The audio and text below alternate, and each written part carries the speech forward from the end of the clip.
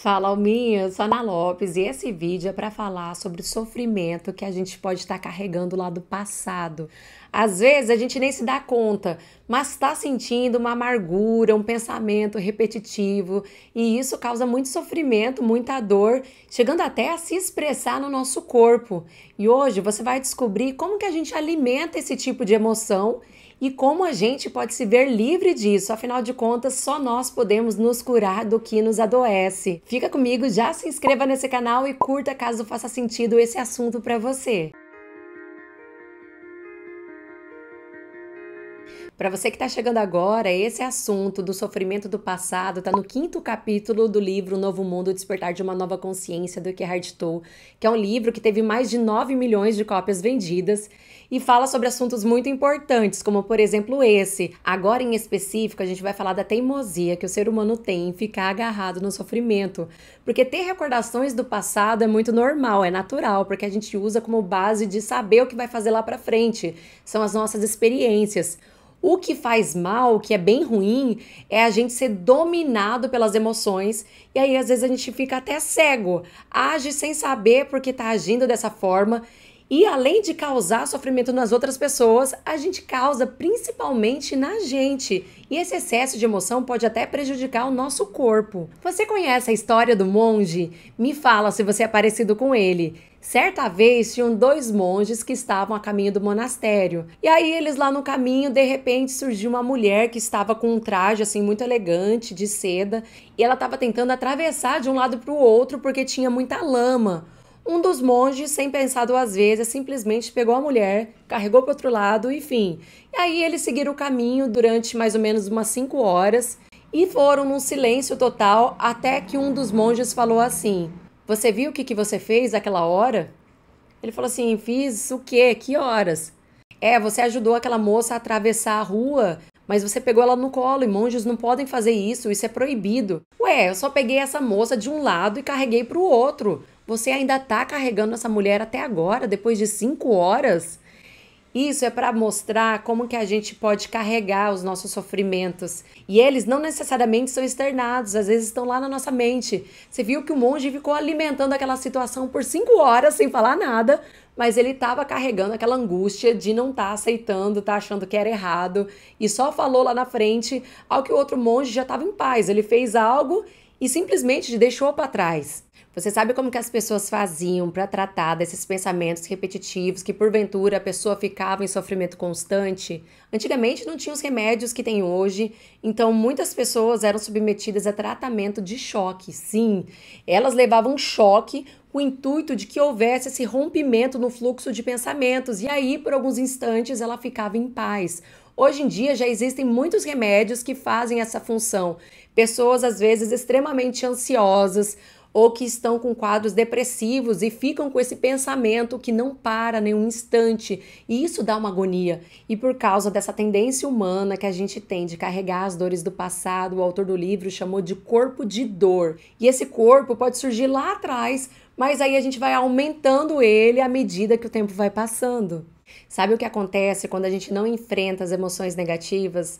Às vezes parece que é mais fácil a gente ignorar, fingir que não tá sentindo nada. Alguém pergunta pra gente: "Tá tudo bem?" E você fala: tá tudo bem", mas você sabe que na verdade não tá e tem a esperança de que aquilo passe, como se fosse adiantar. Mas a verdade é que aquilo tudo fica lá guardado até que surjam ocasiões indiretas onde você vai demonstrar muita ansiedade, raiva, explosões, mau humor, e em último caso até manifestar alguma doença que você não vai saber explicar de onde ela veio. Em alguns casos, essa emoção interfere também nos nossos relacionamentos íntimos e a gente tende a sabotá-los. E o interessante é que esse sofrimento do passado pode ser individual da nossa história, mas também coletivo, porque a gente armazena um pouco de tudo o que aconteceu na humanidade, nosso país, como por exemplo, os casos de sequestro, de escravidão.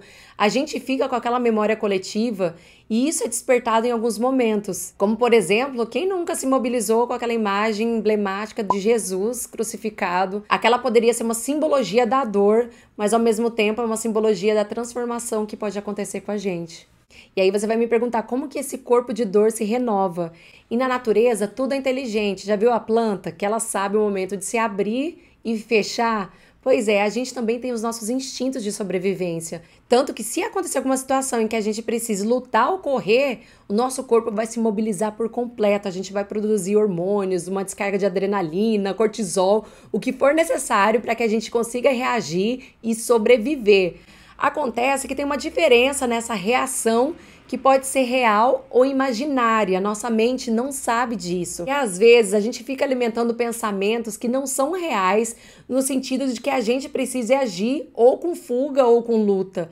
E aí a gente fica nessa produção de hormônio louca, num estresse exagerado, numa ansiedade, numa emoção incontrolável, sendo que não está acontecendo nada para que houvesse isso. Só que tem um pensamento que está sendo alimentado. Primeiro surge o pensamento e ele pode surgir de uma forma inesperada, a gente alimentando uma piada sarcástica, ou a gente criticando alguma coisa. Pensamentos esses negativos que parecem até habituais, começam com o pensamento, daqui a pouco a gente dá uma emoção para dar uma veracidade maior a esse pensamento, e daqui a pouco essa emoção toma conta, e aí a gente acha que isso é totalmente verdade, e a gente tem razão em estar sentindo isso, ou seja, a gente já se misturou completamente com essa emoção que surgiu a partir desse pensamento. E não é que a gente não consegue parar esse trem de pensamentos negativos, a gente até consegue, mas a gente não quer.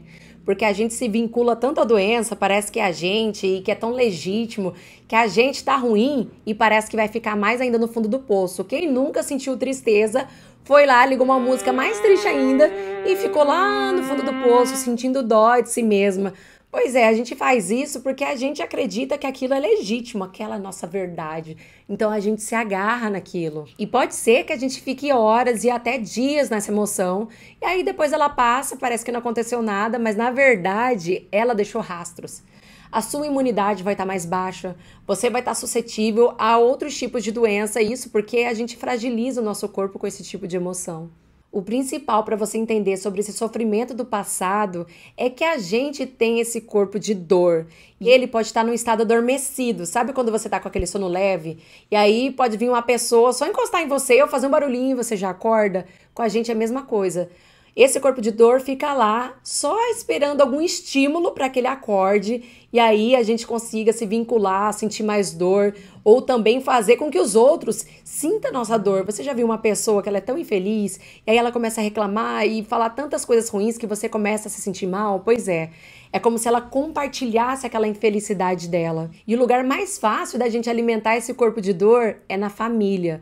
Porque lá na família a gente compartilha as mesmas histórias, temos gatilhos que vêm desse lugar de quando as pessoas eram inconscientes e onde houve muito trauma. Tudo tá ali na família e é um lugar onde você precisa estar muito atento para você não se misturar e daqui a pouco tá brigando à toa e tudo mais. Você precisa exercitar essa presença, que é você se sentir no momento presente, onde seu corpo tá, sua energia, para que você ouça as pessoas, mas use isso como um treinamento para você não estar brigando à toa e alimentando o corpo de dor seu e das outras pessoas. Inclusive, tendo esse conhecimento, você pode fazer uma escolha muito mais sadia dos seus relacionamentos, porque é muito mais sensato a gente se relacionar com uma pessoa que tem um corpo de dor mais leve do que uma pessoa que tenha um corpo de dor mais denso.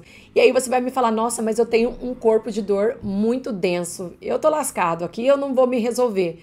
Mas há um engano, porque às vezes a pessoa está tanto tempo num tipo de sofrimento que ela não aguenta mais. Então, essas pessoas têm um despertar espiritual mais rápido, porque elas querem mudar de situação, elas não querem mais ficar naquilo. Enquanto outras nem percebem que estão sofrendo, que estão alimentando alguma angústia, algum sentimento negativo. Para você ter ideia, a gente encontra pessoas que estão sorrindo por aí, mas se você perceber bem, elas têm um caldeirão fervendo dentro delas, só estão esperando alguma ocasião para falarem alguma coisa de rebeldia ou esperando para criticar alguma situação. Culpa, elas não têm de nada, na verdade a culpa é toda dos outros, elas são vítimas nesse processo todo. Você conhece alguém assim? E aí você vai me falar, mas eu não gosto realmente desse tipo de pessoa, nem fico perto. Mas a gente tem o hábito de consumir infelicidade. É só você olhar na televisão que daqui a pouco a gente tá torcendo para um mocinho ou para um bandido. Dependendo do jeito que a história é contada, a gente pode torcer para o bandido também, para o vilão, né? E aí a gente está torcendo para que coisas violentas possam acontecer como forma de justiça, mas são coisas negativas que são alimentadas. Não é à toa que os jornais, eles não vendem notícias, eles vendem emoções negativas. E por que isso vende tanto? Porque a gente tem esse corpo de dor dentro da gente e que reconhece esse tipo de dor. É como se a gente falasse, eu não quero sofrer sozinho, eu preciso sofrer aqui junto com todo mundo. E aí a gente fica nesse mundo de identificações e que para a gente se libertar, a gente precisa treinar ocasiões de presença. Por exemplo, a meditação, o yoga, o feng shui, que fazem a gente integrar um pouco mais a nossa mente com o nosso corpo. Afinal de contas, a gente é um só e se a gente estiver totalmente presente, percebendo as coisas que estão acontecendo ao nosso redor, a gente vai sofrer muito menos. No próximo capítulo, a gente vai falar em específico dessa libertação. Continue acompanhando. Tchau!